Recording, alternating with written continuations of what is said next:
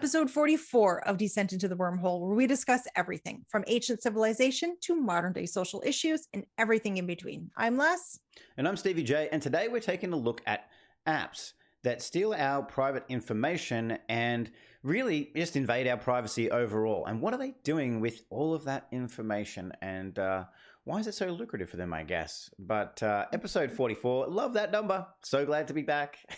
Yes. Thanks for doing this with me again. It's always so much fun. Yes, it is. Thank you. And hello to all of those, information stealing people that are probably listening to us right now. Hiya. If this video disappears, you know where it went. But I think today we're going to start off with talking about TikTok, because it seems like one of the more controversial apps out there, and also the most popular, one of the most popular right now. So, what are your thoughts on TikTok? Well, I have no time for TikTok.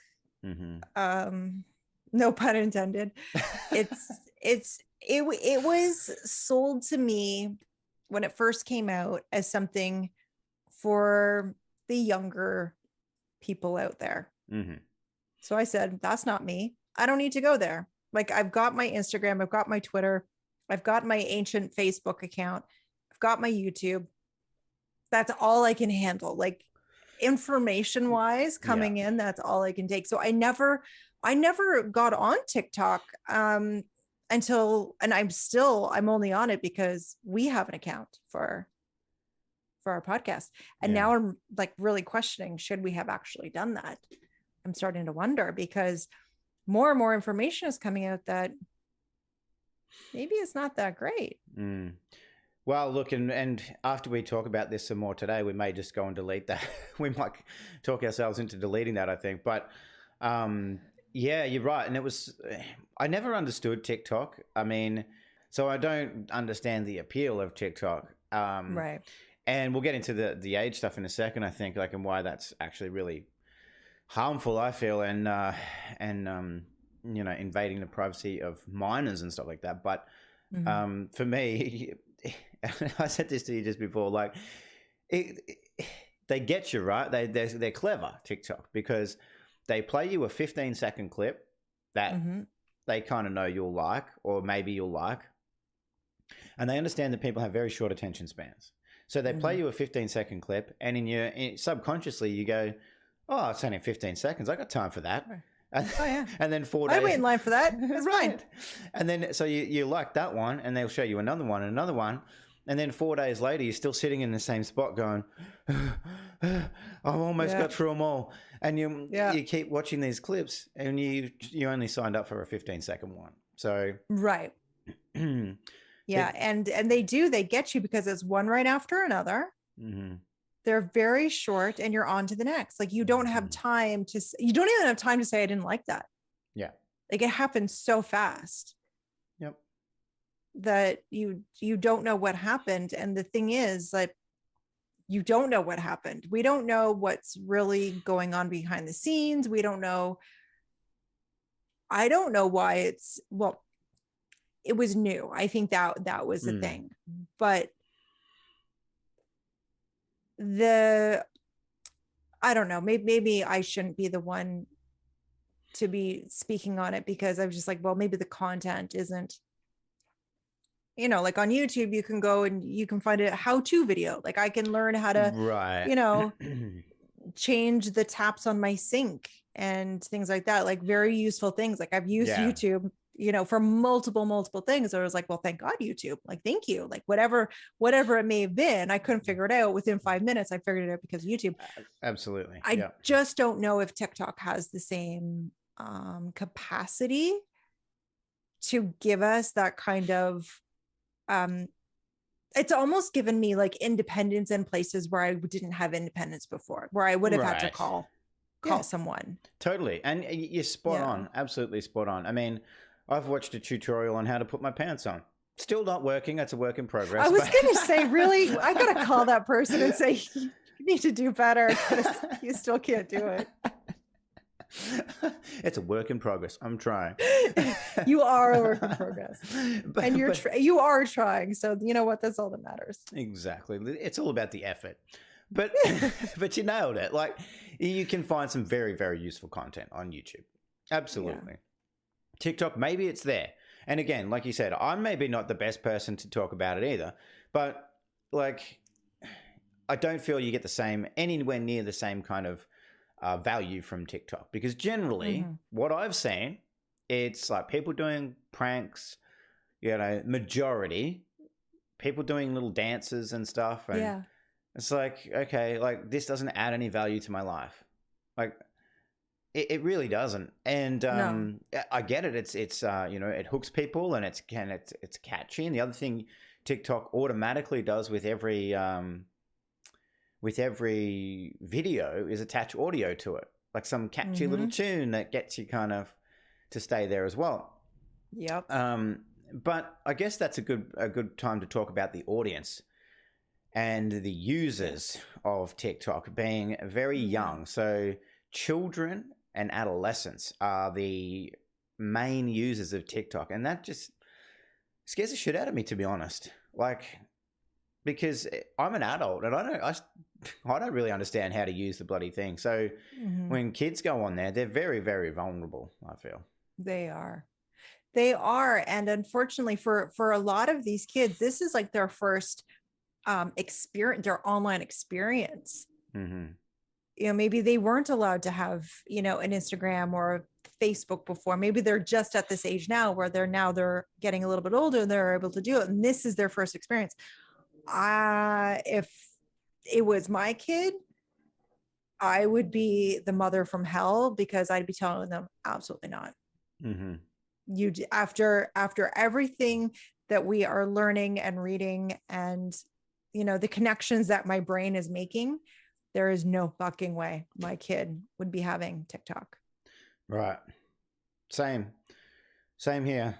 Well, luckily my kids aren't at that age yet, but it's close. It's very close. And yeah, that's not something that I want them to be getting all wound up in at all. And so it should be said, all right? So TikTok, I think we mentioned earlier, TikTok's a Chinese company.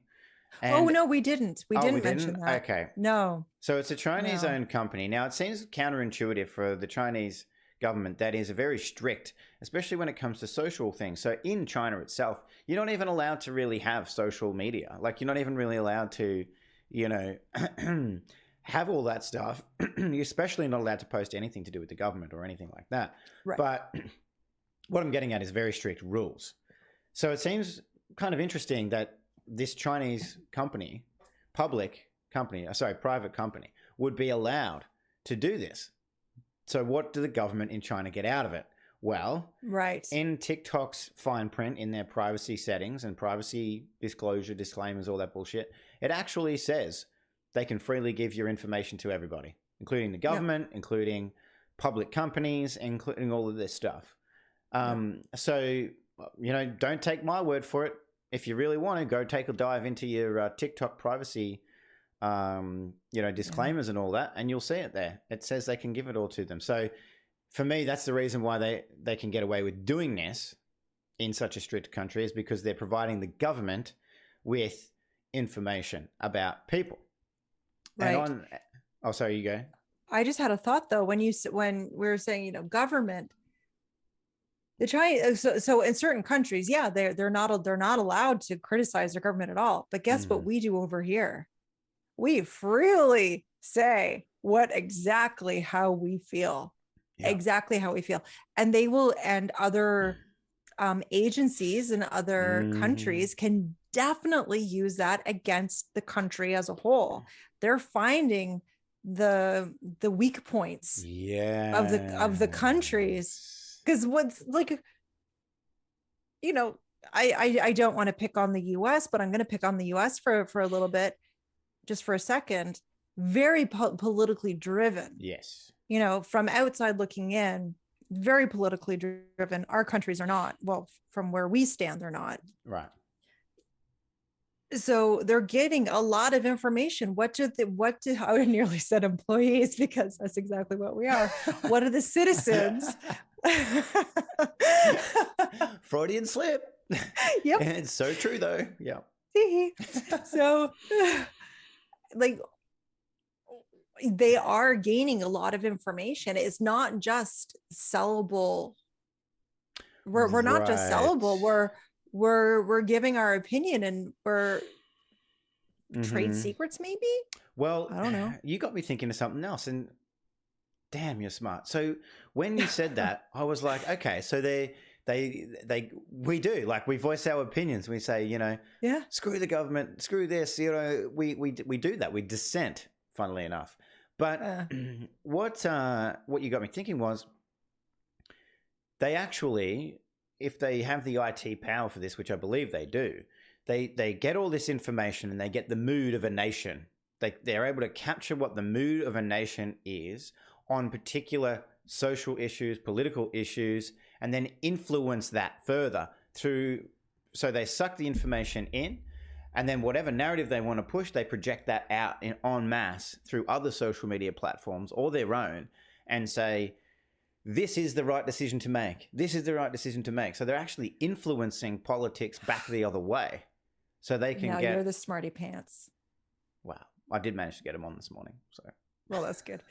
Yeah, you're absolutely right. Then they're able to, they can actually influence, facilitate almost how it's going to unfold. Well, they can shift the mindset of countries. And I mean populations. I don't mean, the governments necessarily, but they can shift the mindset of people through constant social media bombardment, which then ends up resulting in an influence of the government of that country. Because as much as the governments really don't listen to us, or they don't like to, if enough of a social movement happens, they will. Mm-hmm. So, yeah, I think that could be definitely definitely a motivation of especially places like China, for sure. Yeah. And, when we were kind of, because I asked you first before we pressed record, I said, I want to mention this before I mention it, just in case you don't want me to mention it. But the timing of TikTok and the timing of the uptick of the tick of the talk the TikTok. Yeah. We both thought of it. We both thought it was just a little bit too much of a coincidence. Mm-hmm. That we are told, and here's the thing, we don't know what happened. We have no idea to this day what the hell happened, but we're told that a certain thing that caused the world to collapse for the 2 years started in China. Mm-hmm. So did TikTok. Mm-hmm. Roughly around the same time. Like the upswing in usage happened during lockdown. Right. Exactly. So between, I believe, 2018 and 2019, there was around about a 20 million user spike in TikTok users. And it's gone up by about 10 to 12 million users every year since then. And, for me, it's all just too convenient, too much of a coincidence. Now, if I'm a TikTok creator and I'm the Chinese government, because we can assume at this point that TikTok and the Chinese government are, they're skipping through meadows together. They're very closely linked, tied together. And so if I'm the Chinese government, I say, well, hey, look, this is about to happen. We can get a whole bunch more users on TikTok because everyone's going to be locked down shortly. This is coming up. Everyone's going to be locked down shortly, and everyone wants to, make those dancing videos on TikTok. So they knew they were going to get a bunch more users. And of course, what do they get with more users? They get more information. Yeah. And the other thing that and it's funny, we had that same thought, but I totally agree. I think that was all too convenient with all that timing, along with a whole bunch of other stuff that was too convenient around that time. Right. But with the linking of that information to the government and all of that. The other thing that I don't know if people have noticed this that are using TikTok, but one of the things that it does is the TikTok app will always keep pushing you to share your contacts with the app. And it's not like it's going, hey, we're so cool. We just want you to have so many friends and have all your friends on TikTok. It's just trying to spread to more and more and more people, because what it actually does, and I didn't know this, is it actually installs malware on your device. So, which basically means it can spy. It can use your apps and access your apps and all of that stuff on your phone. Including microphone and video. So, which we were always told apps could do. We were always told, like, even like Apple, like clearly Apple is listening. Siri is always listening, because we could be having a conversation about something and next thing you know, it's all over my news feed and I'm getting ads for it. Right. Like, that happens way too often for them to say, just a coincidence. No, fuck you and your coincidence. We're not that dumb. Sorry. Yeah. You know, I got my moments, but I'm not that stupid. So they're able to do that. And then where is that information going? And what other apps are they tying into? Because you sent me this article where military service is not allowing their people to use TikTok. Yeah. In 2019, the US military banned TikTok for military personnel because it was a cyber threat. A cyber threat. And yeah, I mean, I get it. I totally get it. I mean, think about the information that they could be getting, like location of soldiers, location of and you know, it depends, like the level of soldier, like the rank that you go up, the higher and the more sensitive the information is going to be. So if they're able to share contacts and get all the way to the top, well, then you're in a whole lot of Barney rubble, aren't you? Then you're starting to give away huge secrets. You're absolutely right, because if I'm just going to assume, and you tell me if I'm right, wrong, or indifferent. So you're in the Army and you have in your phone, you have your higher ups contact, because you need to get a hold of them to say, yes, sir, no, sir, 3 bags full, sir. And then that person has so the boss has all of their people. Their people has everyone that they require up above them and below them. Like, you could very easily, I would say within 3 people, get to figure out what the tippy top guy is. Yeah. Very, very quickly. And then all you got to do is have a little rummage through his emails and boom. Oh, totally. Done. Yeah. Right? Because, and you nailed it. Like, you were right, because, you know, I mean, every country's slightly different, but here, you know, you might have what's called a section, right? And there might be 8 people in a section of soldiers. Okay. And they report to a corporal, and then the corporal reports to a sergeant, and that section's part of a platoon or a troop, which is comprised of 3 or 4 sections. So you're now talking 30, 40 soldiers, right? But they all start reporting to the same person. And then you might have 3 or 4 platoons that makes up a company. So that company then reports to all of those chains to a single person, a CEO. And then as you keep going higher and higher, but yes, you're right. Like, you could have, say, a few hundred people reporting to one person. Yeah. And so they find who that one person is.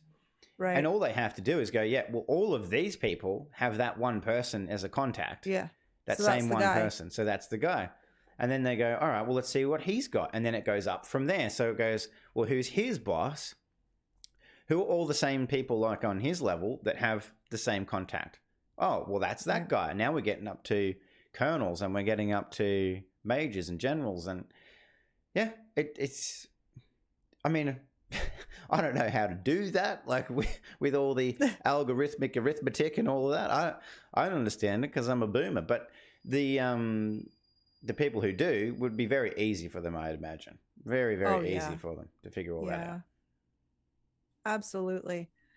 Yeah, it's because it's not just for Amazon to sell us things. Like Amazon's got it in the bag. They know exactly how to market to us. Mm-hmm. All you got to do is say, I need new running shoes, and Amazon sending you like, hey, look, we got new running shoes in. That's all it takes, honestly. Yeah. That's all it takes. So it really makes me wonder, why are they targeting the younger generation? Mm-hmm.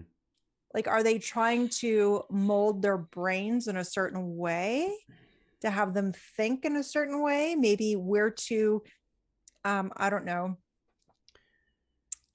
Are we like in where we are in like our age bracket too much of a, you can't tell me what to do, go fuck yourself? And they're like, they want to get away from that. Like they're trying to make people more controllable. I mean, that's a good point. I think you and I are in that bracket, in that go fuck yourself bracket. Like A lot of people are though. Yeah. Like, especially like I find our age group, like a lot of people that I speak to, they've had it being with being told what to do, being told what to say, and how to live their life. And so there's more and more people dropping off the yes ma'am, no sir.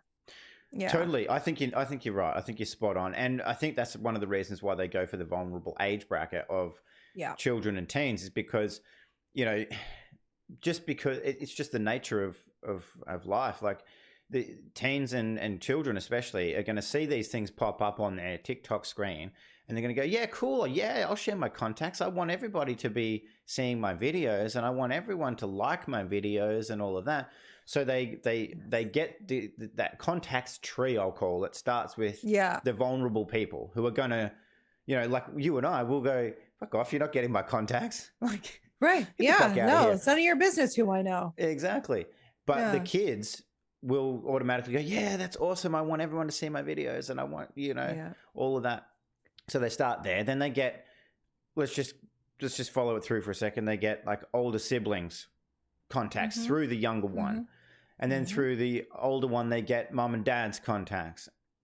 Involuntary and unbeknownst to mum and dad, their phone number is now attached to that. And with their software and malware, they can just get themselves into mum and dad's phone without even having to have approval.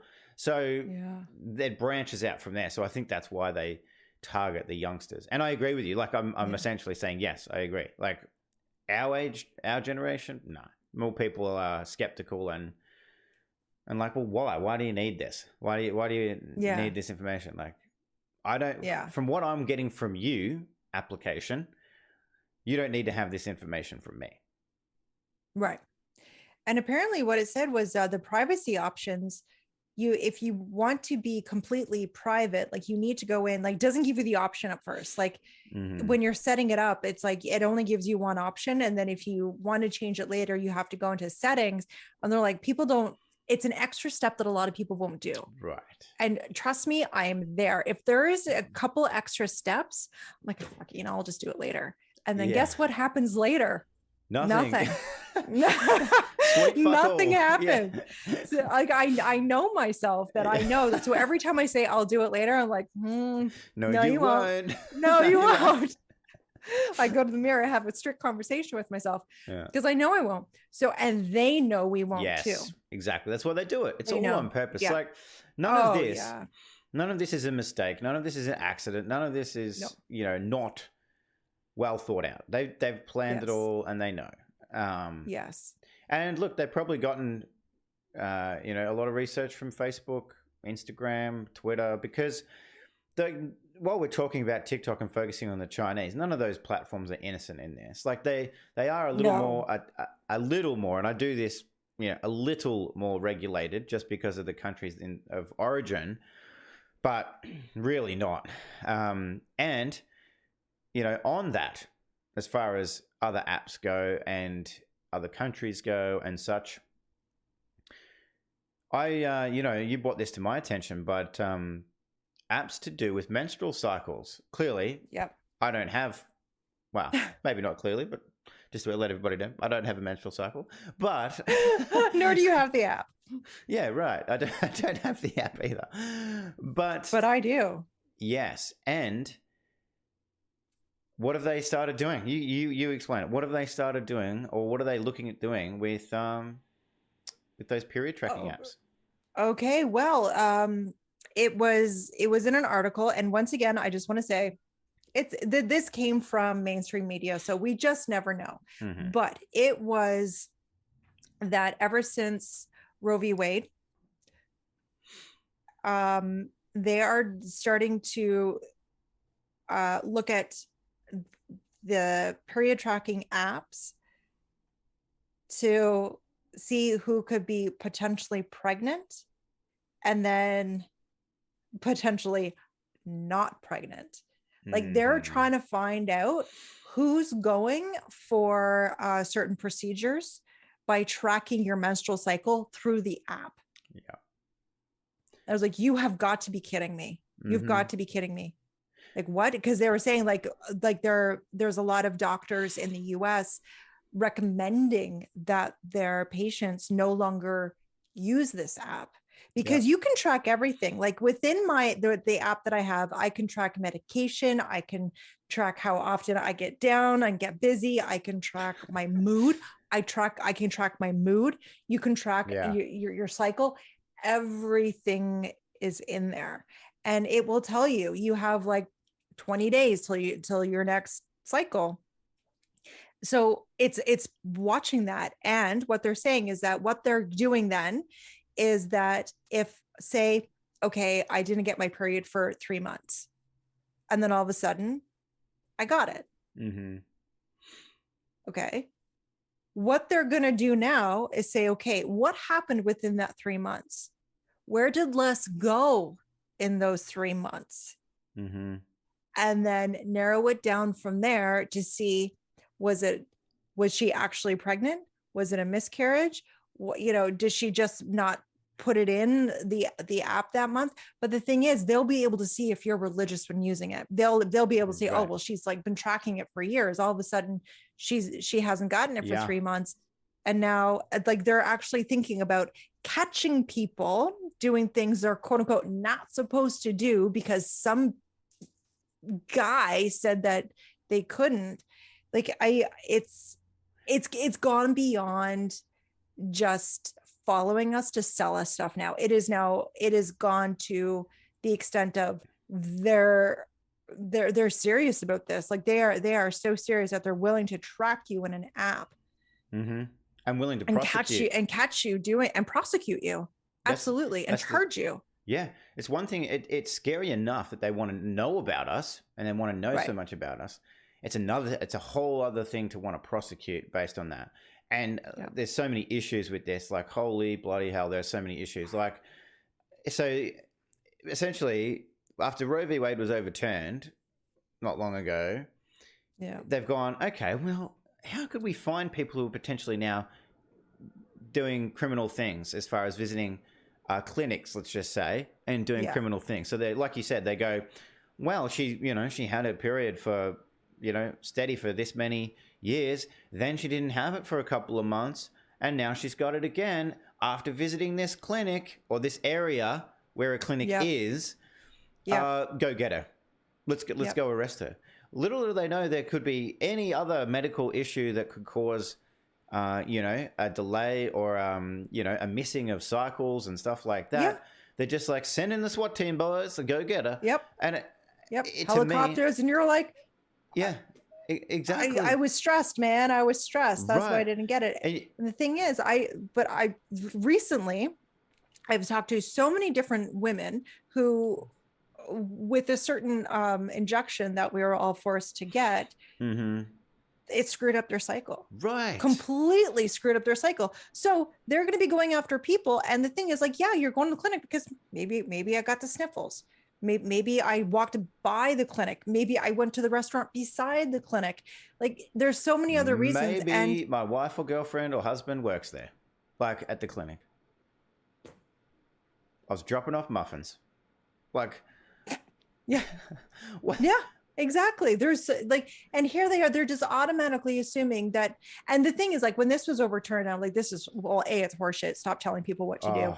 And bullshit. B, it's going to happen where there's a will, there's a way. Well, that's just it. Like stop it. And I will say it's going to happen anyways. I will say this again.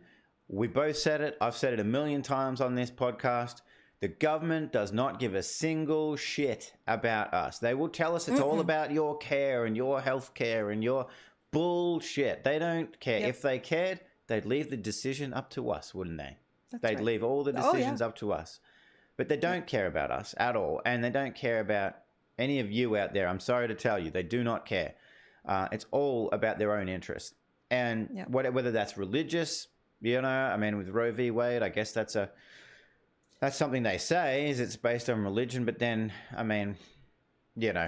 But here's my question. Why, like, I'm not religious. I respect people's religion, whatever you believe in, I respect it, but I'm not going to follow it. So just because some old fart believes that he's going to hell because I may, you know, may not want to be pregnant right now. Like they're all saying you're going to hell. I'm like, well, that honestly sounds like a me issue. Me going to hell doesn't affect anybody else. I'm not taking you with me. Right. That's what's it to you? Exactly. I just don't understand. Doesn't impact anybody else. No. There's no, and certainly there's no reason for a SWAT team to be zip lining their way in through your window and being like, "You're coming with us." Why? Like, it didn't affect you at all. It didn't impact you at all. That's right. Oh, I'm so sick of people, and I'm so sick of the government telling people what to do. I'm so sick of old fart in a robe telling people what to do. Like, let people decide for themselves. Even if, and I'm with you, like, I'm not religious, totally respect, you know, people can believe whatever they want as long as they let me believe whatever I want. Now, that's right. But the thing is, you hit the nail on the head. What impact is it to anybody? Anybody else? If, say, you know, a lady wants to visit a clinic and, you know, get a certain procedure, that's up to her and him. Like, if it's a her and him situation, like that's up to them. It's not up to anybody external to tell them what to do. Like, imagine me knocking on my next door neighbor right now. Like, I just knock on the door and I'm like, you can't send your child to that school. You don't, you can't do that. They tell me to fuck off. Like, what are you talking about, dude? Who are you? Right. And we should all have that same response to the government. Who are you? Like, who are you to tell me shit? Don't tell me what to do. Right. Especially with something so personal as well. Well, and that's just it. We don't know what people's reasons are, and those reasons are none of our business. Yeah. This is none of anybody's business, and the government has made it so. And the thing is, once again, much like a certain thing that shut down the world for 2 years, it's having other people telling other people what to do. So now it's not just the government. The government is giving permission to the other citizens to turn around and knock on your door and say, where were you? Where were you at this time? Because, you know, I saw your car close to this place. And, you know, like, it's just, instead of having people take accountability of their own life and say, okay, like, what is in the best interest for me? They have everyone very outside focused. Like, what is everyone else doing? Because I need to control what everyone else is doing because it impacts me. It doesn't impact me. No. What's going on out there does not affect my day at all. No. I hope everyone's okay, but it doesn't affect me if someone's doing something that and who am I to say it's right or wrong? And the only reason people get upset about it or know about it at all is because the government keeps telling everyone about it and saying that's a bad thing. You should shame everybody who does that. Well, and look, to me as well, with the whole religious side of things, yeah, of course, I'm not saying all here. I'm just saying there's some really amazing, really nice, lovely people who live their lives being nice to other people, and those people are religious. And they could be totally 100% dedicated to their religion. Great. There's also some not very nice people within religions as well. And, you know, I reference this because certain clinics have been attacked, terrorized, and people losing their lives because of people who are against these clinics. And they're like, we're going to save your life by killing you. And it's like, what? You're gonna take life in the name of preserving life. Right. And when you sent me that, because you said like there was things where like bombings and stuff at clinics, yes, and like and they made a like they said like how many people died with and how many people were injured within each bombing. I was like, so in order to save a life, they blow up a building and not knowing who's in it or around it, who this is going to impact. And no, and no, I'm sorry. No. And while you're worse. You're worse than what you're naming what the people. Yeah. And therein lies my issue, one of my issues with religion, and that is the hypocrisy. I mean, like I said, there are very nice people who are religious. I mean, some of my family who I love are religious. I am not.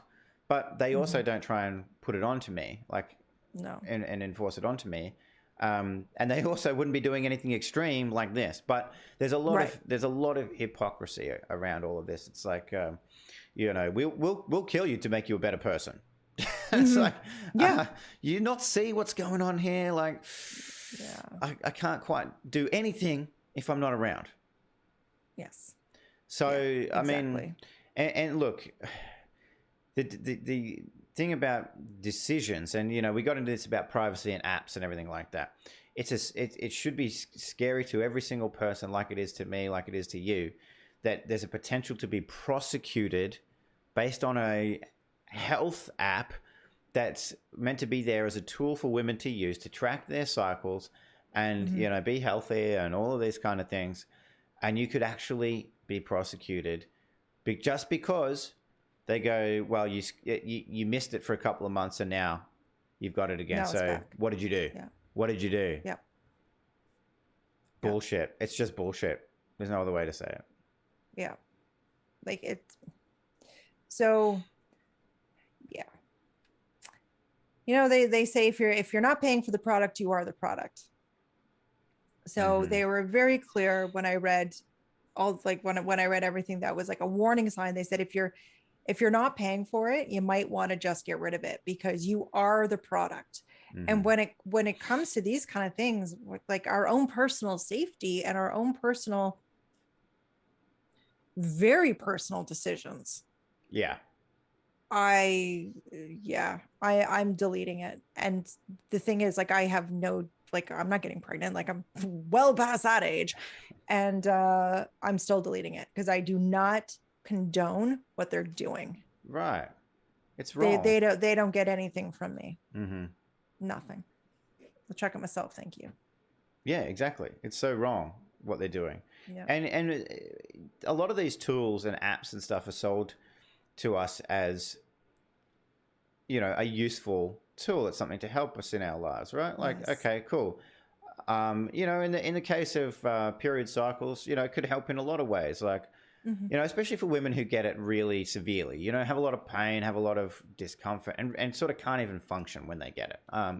It could be really helpful for them because they go, well, you know, I've got this stuff going on at work, or, you know, I've got a really critical business meeting and I need to know for that. Or I'm going on holidays and I need to know, like, it's going to be around this time and I may be incapacitated. Or, you know, and that's it. I'm just using that as an example, but that's not to say it's not useful for every, potentially useful for every woman. But, you know, like you said, at the end of the day, it is just not worth it to be, to have such invasive invasion of your privacy. I mean, like, and the potential to get in trouble for it now. Yeah. When you're not, like you said, when you're not paying for it, you are the product, and when you are the product, you're being used. You're being totally used. Yep. And the question is how? Because if the government doesn't care about us, they don't care how we're used. No. They don't care how our minds are molded. They don't care what happens to us when we're caught out doing something they perceive as wrong. What exactly is going on? And I don't think any one of us want the answer. Because I think it'll be far worse than what we ever expected. Yep. Far worse, far more sinister. And yeah. I mean, I want to know, but yeah, it's it's like I would probably burn everything, like my internet included. I would probably burn the whole thing to the ground. Yeah. But they've got us so connected. Like on Friday, Canada-wide, my cell service went down. So we only have two companies. We have Bell and Rogers. And Rogers completely kaput. So phones, internet, data, cable was still working, but that was just to tell us that it's down. Like we don't have any service. Yeah. So we were out for an entire day with no service. But that included ATMs, it included Interact, like it included so many other things that you're like, you finally realize how connected everything is just by the internet. So it's like, well, how do I protect myself when everything is so interconnected? Like, how do I protect myself when I couldn't even go get gas because it was down? And it's something we have to use. So at all times, are they tracking us at all times? I don't know.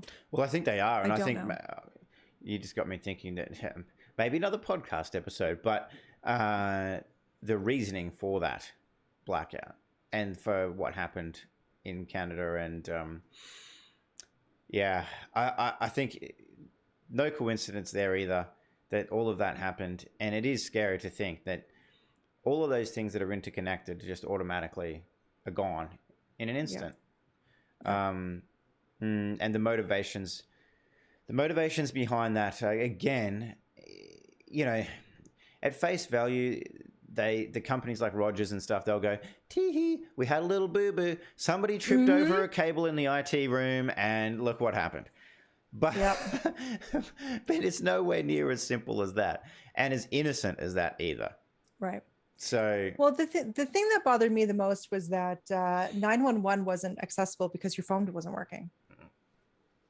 So for all of those people, they couldn't even get to 911. 911 was still working, but if you had a Rogers phone, and here we have the problem with companies that are only allowed to have, you know, we don't, like in the States, I don't know what it's like for you. I wasn't paying attention, honestly, when I was there. In the States, there are so many different providers. They're like cell phone providers and internet providers and cable providers, tons and tons. We have two. So when you have one or two and they control the entire thing, when it collapses, it collapses. And I'm sorry, but when you put people's lives at risk because now they can't call 911, now I got a fucking problem. Right. Absolutely. Totally. I mean, well, we do have a lot here. We've got a lot of different providers. It never used to be that way. It used to be there was one company, which was, back when I was younger, it was Telecom, it was called. Now it's called Telstra. But that was a government entity, and that was the only one that was available. And then they privatized it, and then they opened up the floor to multiple. And so initially it was Telstra and Optus were the only two. But then since then, there's been a whole bunch more, and I don't know how many, there'd be 50 different ones. I mean, a lot of them are supported by the same infrastructure as... Yes, because we have that too. We have like these little baby ones, but they're all connected. Yeah, so it's like... They're all owned by the same exactly. thing. So it's like the Telstra one, Vodafone, and all of those other ones are under Telstra, and then these ones over here are using the Optus stuff. But I think there has been a lot of improvement there, because I have noticed previously, say... Telstra will have an outage, but everyone who's on Optus is fine, and everyone who's using all the other little ones under Optus are fine. So there's a way through that. But the other question, and we just hit 44 minutes, so we'll probably finish up in a minute. But should we go back to should we go back to pigeons, like writing little miniature scrolls and putting them in the arms of a pigeon? Should we do that? Yes. Okay. In the arms of a pigeon. On that note.